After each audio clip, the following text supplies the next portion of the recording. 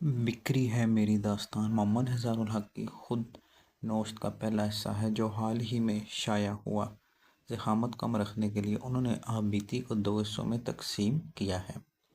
इनका मुवाफ़िक है कि ये सोशल मीडिया का दौर है, तवज्जो का फैलाव कम हो गया है, इसलिए किताब को ज़ख़ीम नहीं होना चाहिए।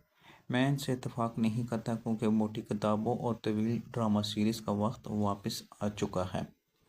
आपको अगर यकीन ना आए तो हैरी पॉटर से लेकर मनी हीस्ट तक देख लें, आप मान जाएंगे कि बहरहाल हज़ारुल हक की ये खुद नोश्त रवायती खुद नोश्त नहीं है। उन्होंने अकबर इलाहाबादी की बताई हुई इस तरतीब को मुकम्मल तौर पर नज़रअंदाज किया है। बीए किया, नौकर हुए, पेंशन मिली, फिर मर गए। अक्सर खुद नोश्त इस तरह की लिखी जाती है जैसे तारीख में बादशाहों का हाल लिखा होता है: पैदाइश, लड़कपन, जवानी और फिर बुढ़ापा। इजहार साहब ने ऐसा नहीं किया। उन्होंने आगाज़ ढाका से किया जहाँ वो 19 मार्च की उम्र में एमए करने गए थे। 3 साल क़याम के दौरान इनका रवैया दूसरे मगरबी पाकिस्तानियों या पंजाबियों से मुख्तलिफ था।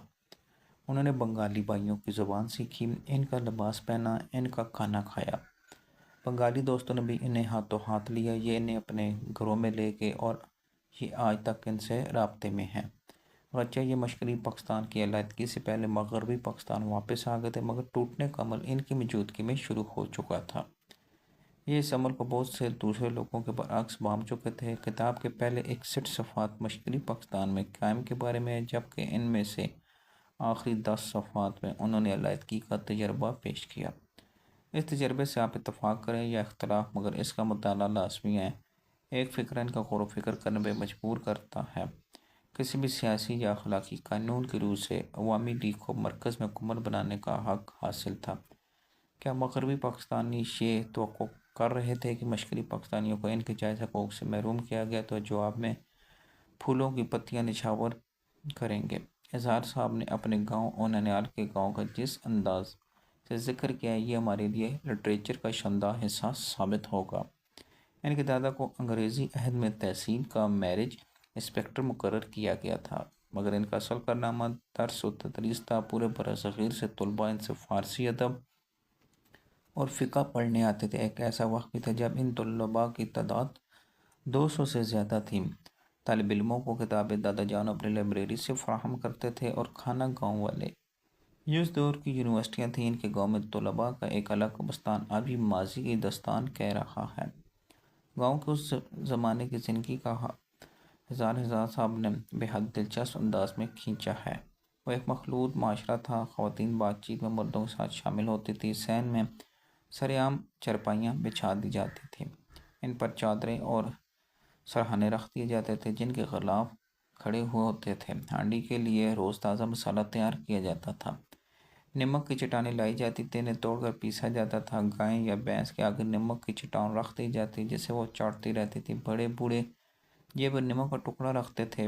रमज़ान में वो मस्जिद में अजान से पहले मौजूद होते थे। जैसे ही मगरिब की अजान होती, जेब से नमक का टुकड़ा निकालते, चाट कर अफ्तार करते या फिर बाजमात नमाज से फारिग होकर घरों को जाते और मामूल का खाना खाते। सरे शाम लाइटों के शीशे साफ़ किए जाते। अगर शीशे में क्रैक आ जाता या टूटा होता तो नया शीशा मंगवाने से पहले इसे स्लेश से जोड़ा जाता और काफ़ी अरसे तक चलाया जाता। ये एक महज झलक है, वरना हज़ार साहब ने इस ज़माने की देहाती ज़िंदगी की ऐसी ऐसी तस्वीरें खींची हैं जो आज की नस्ल के लिए अजूबों से कम नहीं हैं।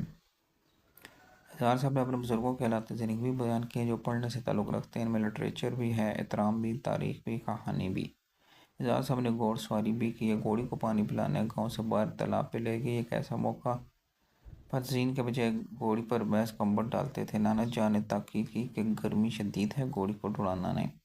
इजहार साहब ने गांव से निकलती एड़ी लगाई और घोड़ी को खूब दौड़ाया। वापस आए तो नाना जान के पूछने पर साफ इनकार किया कि नहीं दौड़ाया। नाना जान ने कंबल हटाया तो घोड़ी पसीने से शुरू साफ थी। नाना जान ने सिर्फ इतना कहा कि तुमने दौड़ाया है। इजहार साहब सैफुल मलूक से गूंगी और बाजा वाली वो कहानी ज़िंदगी पर नहीं भूल सके जैसे इनके बचपन इनकी अम्मी जान अपनी मुतम आवाज़ में सुनाया करते थे। बुज़ुर्गों की वफ़ात के हालात उन्होंने दिलसोज असलूब में बयान किए हैं।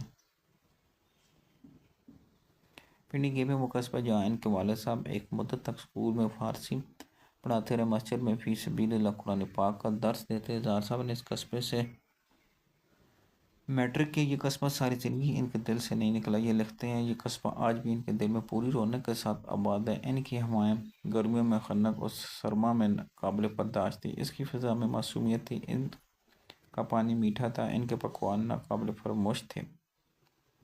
यहाँ का मुखड्डी हलवा पूरी दुनिया में मशहूर था। ईंटों के फर्श वाली गलियाँ किसी बाग की क्यारियों से कम न थी। इस कस्बे के चंद किरदारों का जिक्र जिस तरह उन्होंने किया, ये पढ़ने से ताल्लुक़ रखता है। ज़ार साहब का ताल्लुक़ पाकिस्तान सिविल सर्विस से था।